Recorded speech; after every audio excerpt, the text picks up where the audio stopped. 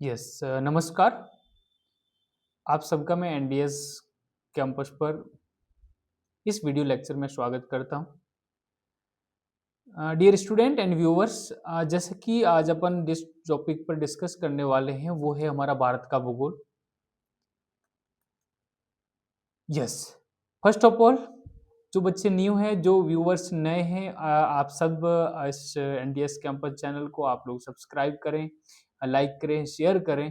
Then इस channel की ज़्यादा से ज़्यादा रीच बढ़ सके, जिससे इस प्रकार के डेली अपडेटेड न्यू और सेशन में ला सकूं। यस, चलते हैं अपन ज्योग्राफी के इस फर्स्ट लेक्चर में, जो कि हम भारत का भूगोल पढ़ेंगे। भारत के भूगोल के अंदर उसकी भौगोलिक स्थिति, इट मीन्स वर्ल्ड के अप्रोक्स में अपन देखेंगे तो हमारी भारत की वर्ल्ड के कॉन्टेक्स्ट में देखा जाए तो हमारे भारत की जो लोकेशन है वो किस गोलार्ध में है, और उसको अपन देखते हुए आगे और उसका अक्षांशीय विस्तार देखेंगे और देशांतरीय विस्तार देखेंगे और समय मानक रेखा स्टैंडर्ड मेरिडियन इंडिया, इसका मतलब 82.5 डिग्री जो हमारी समय मानक रेखा है वो भारत में किस प्रकार कहाँ होके गुजरती है, वो हमें भारत के टाइम को किस प्रकार से जो टाइम जोन में जो बांटा हुआ हमारा भारत है कौन से टाइम जोन में आता है, जो कि वर्ल्ड के कॉन्टेक्स्ट में देखा जाए तो यस।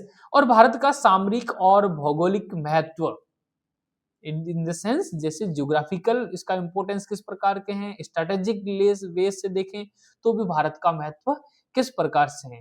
यस, भारत का सामान्य परिचय में अपन देखते हैं, जैसे कि हमारा भारत देश है वो अपन देखते हैं कि जैसे ये हमारा अर्थ है, अर्थ के कॉन्टेक्स्ट में आप देखोगे तो जैसे 0 डिग्री कहीं यहाँ होकर के गुजरती है, और इस वाली जो देशांतरीय 0 डिग्री है वो भी यहाँ होकर गुजरती है।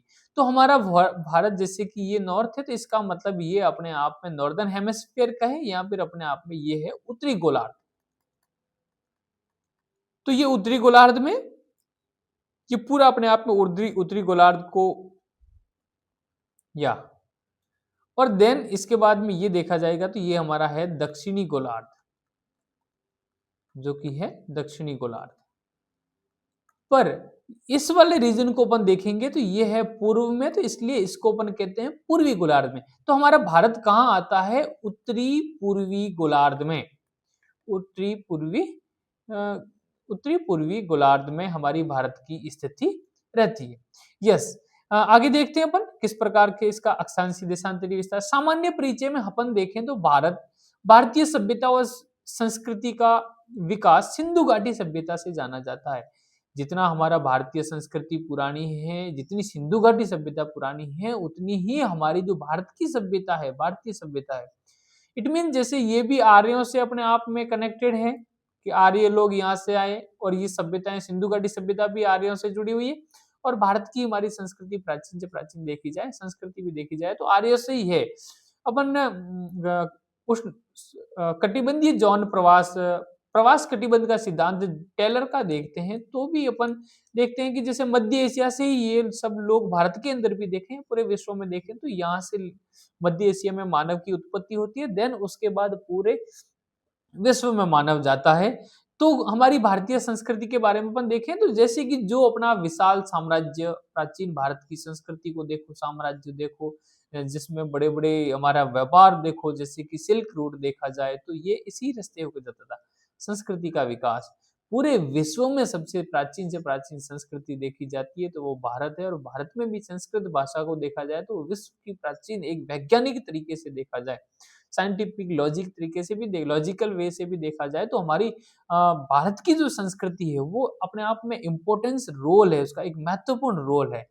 आर्थिक सफलताओं के लिए भी जानी जाती है भारत अपने आप में, जिसको अपन गोल्ड बर्ड यानी कि सोने की चिड़िया, है ना, सोने की चिड़िया थी अपने आप में। तो ये हमारी सफलताएं थी, आर्थिक सफलताएं, जिसमें सिल्क रूट साम्राज्य, विशाल साम्राज्य, अशोक का देख लो, है ना, इस प्रकार के सम्राट अशोक का हो गया, चंद्रगुप्त मौर्य का हो गया, ये हमारे भारत के अंदर जो प्राचीन से प्राचीन अपने आप में एक विराट स्वरूप लिए थी।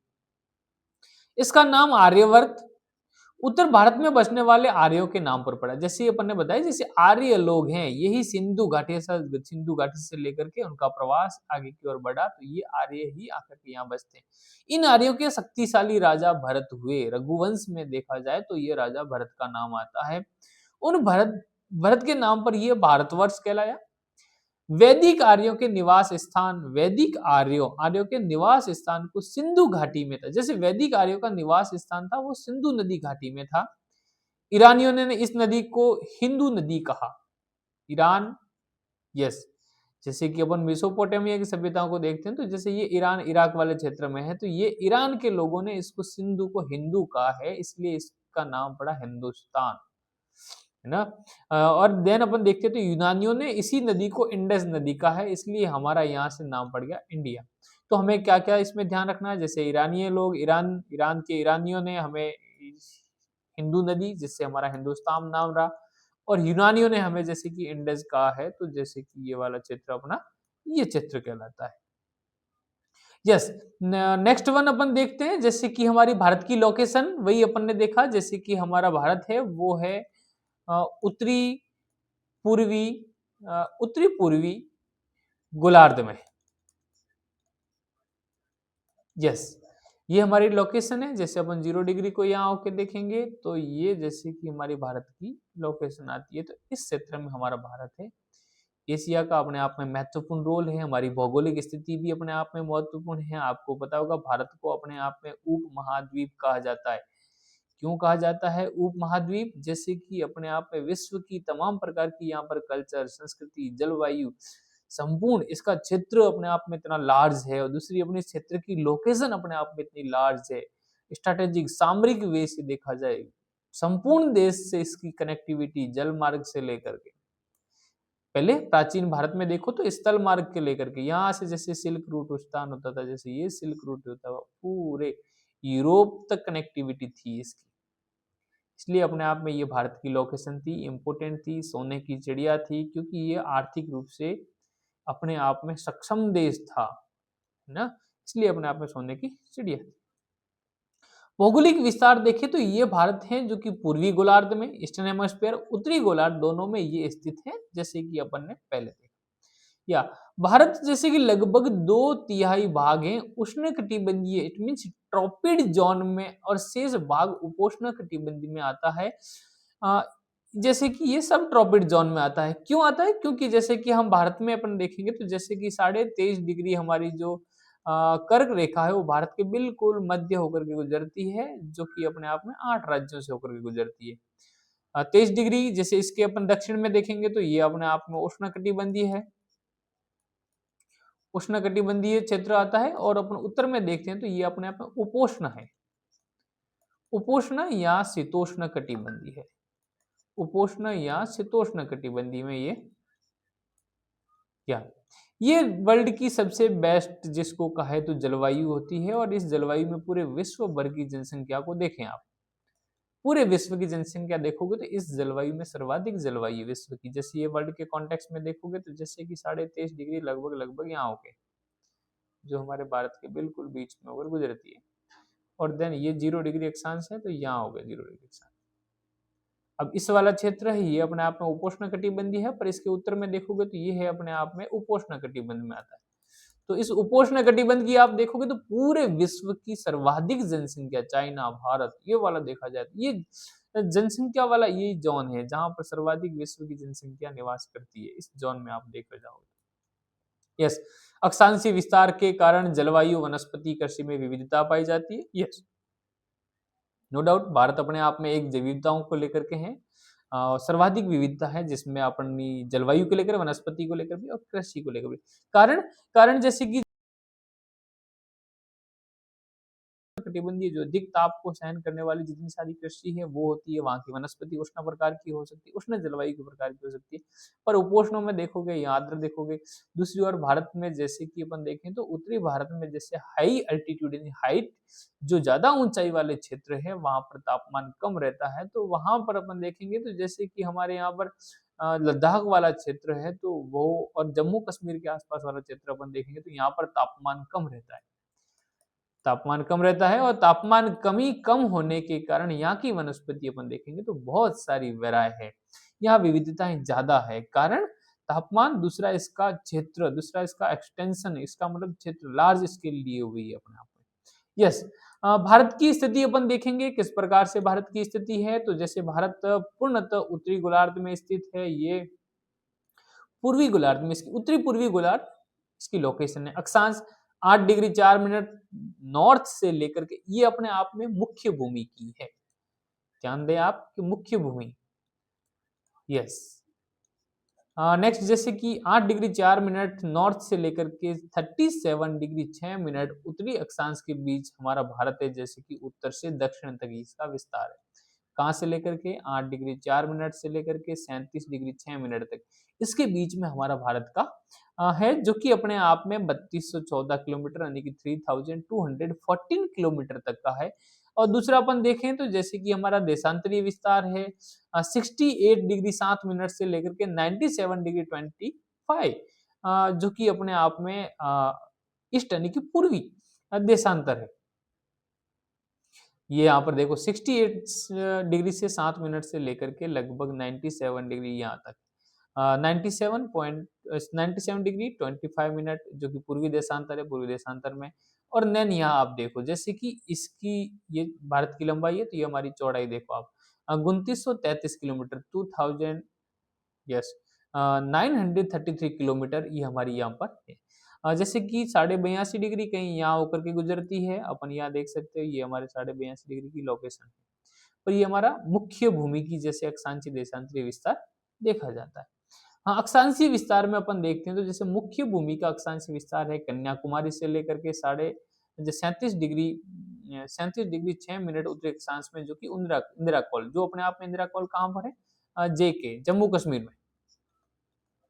यस, दक्षिणतम बिंदु जैसे कि इंदिरा पॉइंट है वो अपने आप में अंडमान निकोबार द्वीप समूह में स्थित है, जो यदि संपूर्ण भारत का अक्षांशीय विस्तार देखा जाए तो वो है 6 डिग्री 45 मिनट से लेकर के उत्तरी अक्षांश से शुरुआत होता है, पर मुख्य भूमि पर नहीं है, ये अपने आप में अंडमान निकोबार द्वीप समूह पर स्थित है।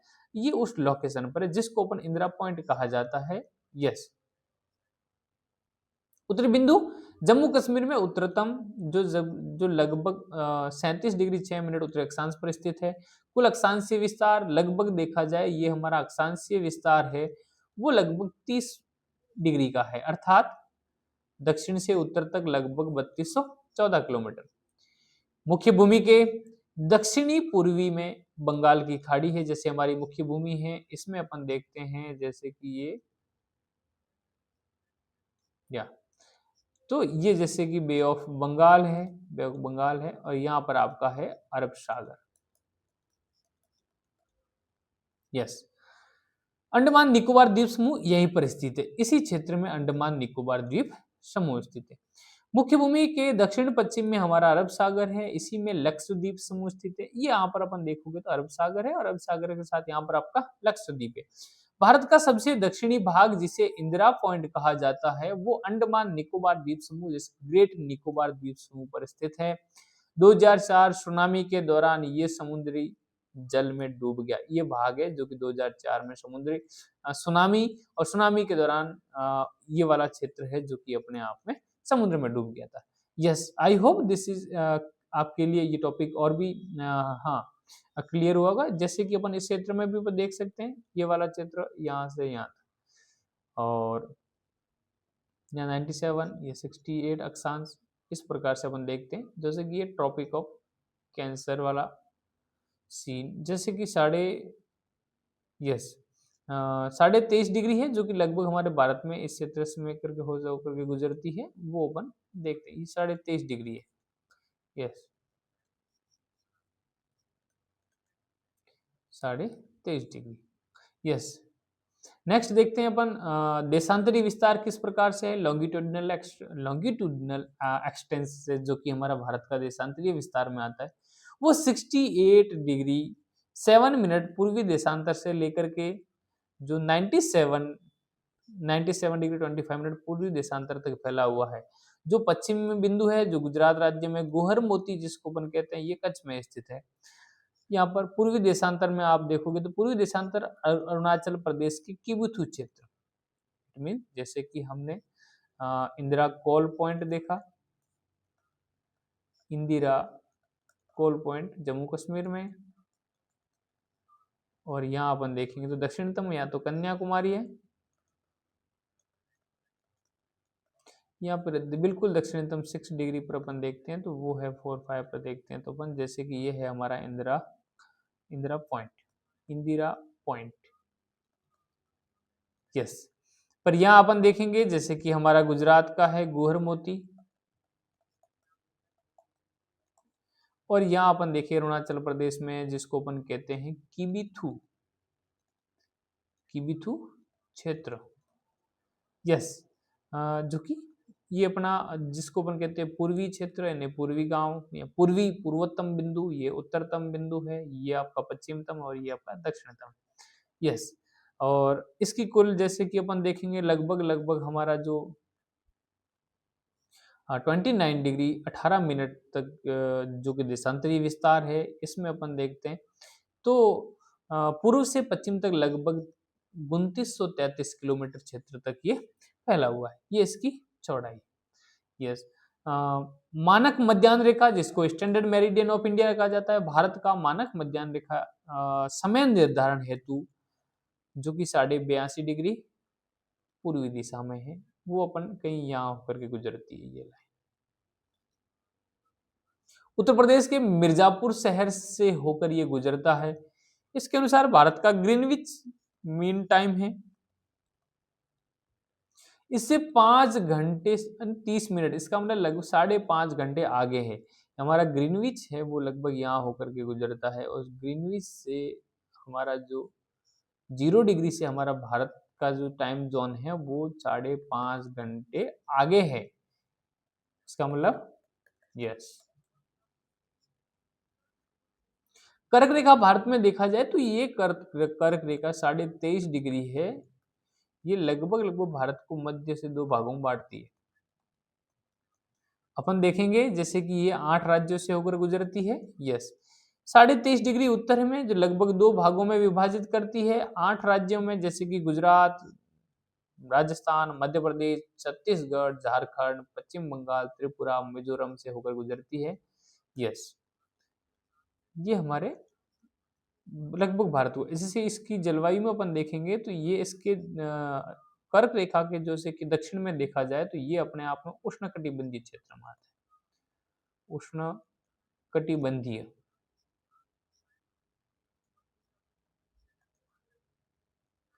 और ये आपका आता है उपोष्ण,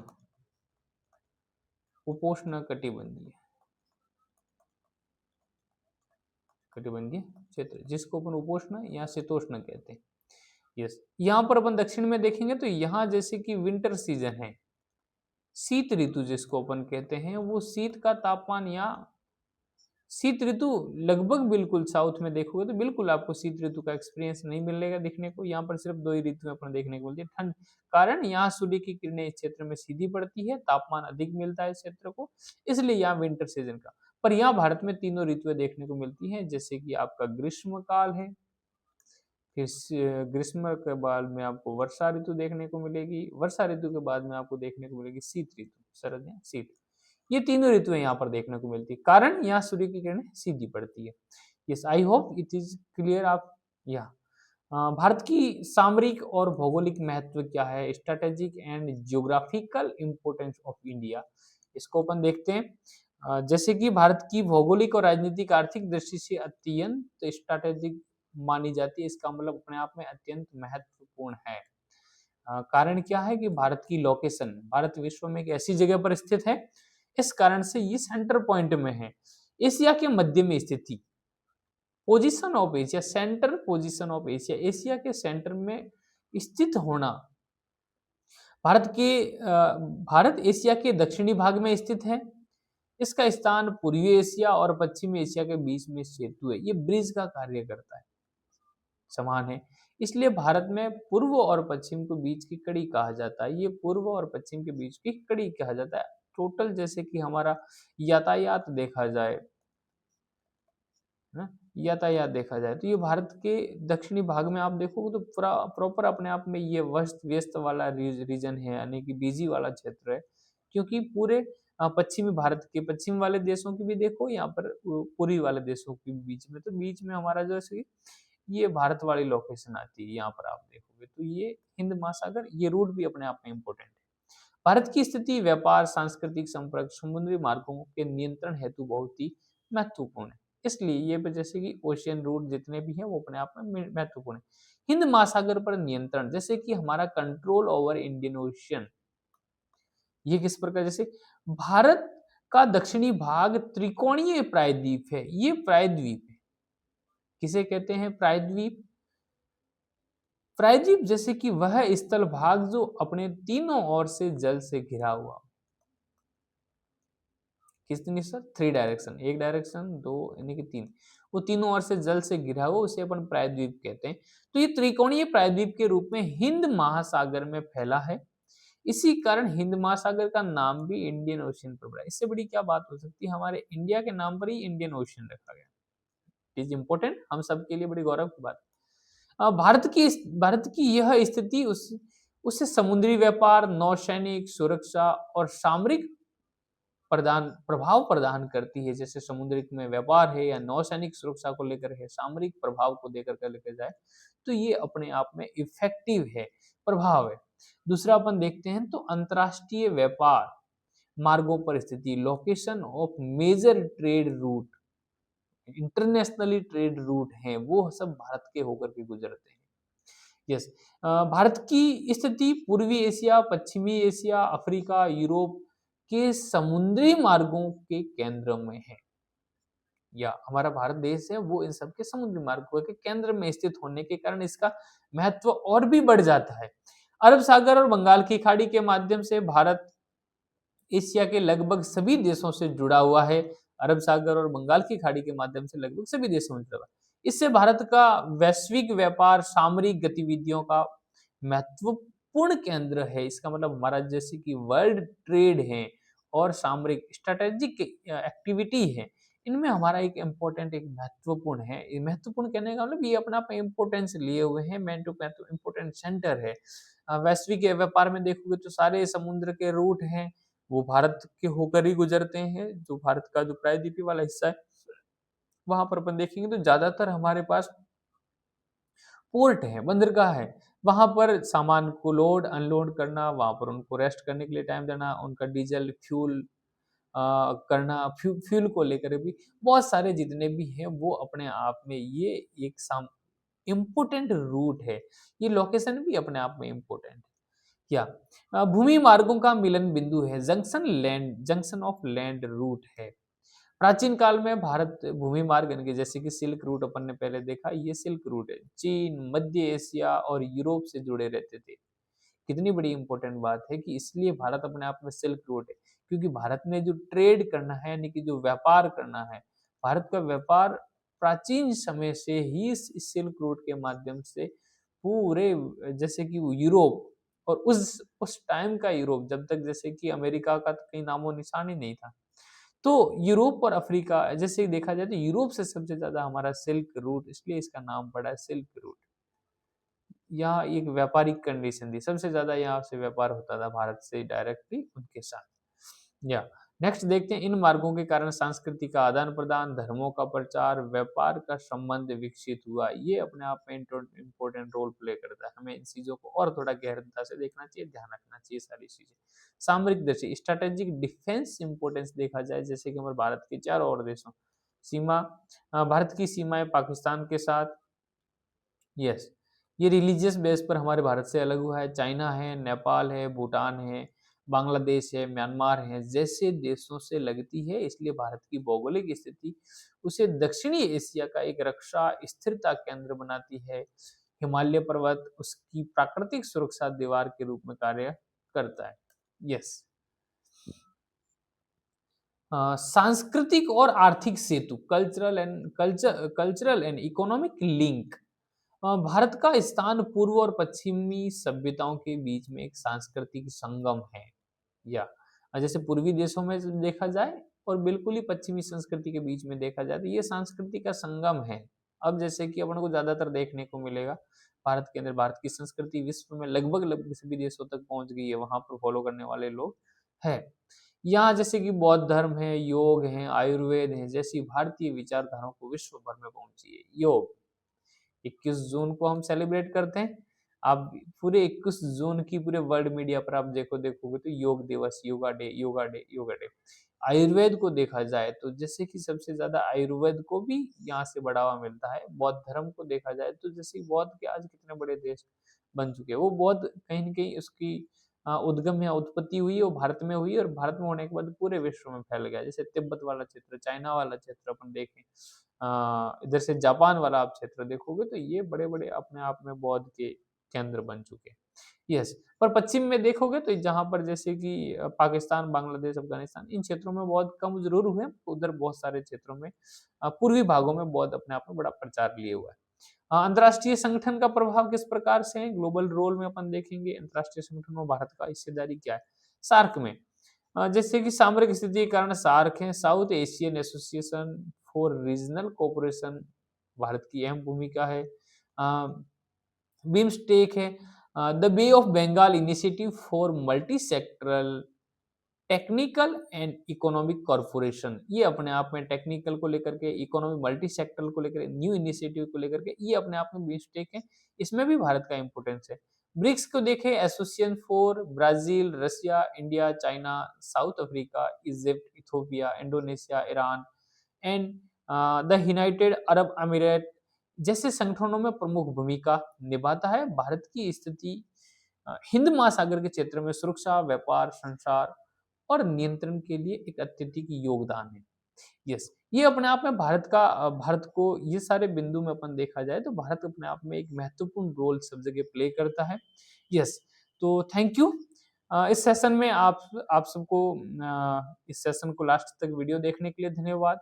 और जो बच्चे जो सब न्यू व्यूवर्स हैं उन सब से मैं यही कहना चाहूंगा कि इस चैनल को आप सब्सक्राइब करें, subscribe this NDS campus channel and like share with other, जिससे न्यू से न्यू स्टूडेंट जुड़ते रहें और हमारा चैनल एनडीएस कैंपस है, एनडीएस कैंपस की रीच बढ़ती रहे, एनडीएस कैंपस का रीच बढ़ते, जिससे हम इस प्रकार के और न्यू बिल्कुल आप लोगों के लिए सरल से सरल लैंग्वेज में एक एजुकेशन को और अफोर्डेबल बनाते हुए मेरा जैसे माना जाए तो पर्टिकुलर यही है कि एजुकेशन सबके लिए अफोर्डेबल होनी चाहिए। बिना एजुकेशन से कुछ भी नहीं है, शिक्षा ही है जो हमारी आँखें और हमारा नज़रिया, आँखें खोलती है और दुनिया के सामने किस प्रकार से फेस होना है। दूसरा है हमारा नज़रिया बदलती है, हमारा व्यवहार बदलती है। शिक्षा का मतलब ही है कि शिक्षा क्या है? शिक्षा का मतलब डिग्रियाँ तो सिर्फ़ एक आपकी मैं जैसे लोकल में अपना मैं कहना चाहूँगा कि जैसे डिग्रियाँ तो सिर्फ़ आपकी फ़ीस की रसीदें हैं। असली शिक्षा, असली ज्ञान, रियल एजुकेशन तो आपके बिहेवियर में है, अपने बिहेवियर में। तो हमारा एक ऐसा बिहेवियर होना चाहिए जो हमारे आस-पास के बड़े हैं, उनके प्रति सम्मान, छोटों के प्रति आपका प्यार, स्नेह होना चाहिए। अपनी संस्कृति इस प्रकार से, अपना कैरेक्टर इस प्रकार से डेवलप करें कि आपके साथ सब जो रहे वो सुरक्षित महसूस करें। यस, मेरा एक ही मोट्टो है कि एजुकेशन को सबके लिए अफोर्डेबल बनाना चाहिए। एजुकेशन के लेकर कभी ऐसा नहीं होना चाहिए कोई इंसान की मेरे पास कहीं आर्थिक रूप से कमी थी तो इसलिए मैं आर्थिक रूप से मैं स्ट्रॉन्ग नहीं था, साउंड नहीं था, जिस वजह से मैं शिक्षित नहीं हो पाया, मैं जो एजुकेशन नहीं प्राप्त कर पाया। ये चीज़ें नहीं होनी चाहिए। आज हम 21st सेंचुरी में हैं, सबका अधिकार है शिक्षा पाना और सभी तक शिक्षा पहुँचनी चाहिए। तो आप ज़्यादा से ज़्यादा इसको सब्सक्राइब करें तो मैं इस प्रकार की बेहतरीन लेवल के सेशन लेके आऊँगा। Thank you, thank you for watching this videos. आपका अंत तक जुड़े रहने के लिए और नेक्स्ट टाइम में अपन भारत का जो फिजिकल डिवीजन ऑफ इंडिया पर अपन लेके आएँगे, फिजिकल डिवीजन इंडिया। भारत के भौतिक भागों का विभाजन है, उस पर अपन नेक्स्ट सेकंड जो हमारा जो वीडियो होगा वो इस पर होगा। Thank you so much. Yes, इसके साथ एक और मैं बता देता हूँ जैसे कि अर्ली मॉर्निंग और इवनिंग में हम रेगुलरली सेशन करते हैं, लाइव सेशन।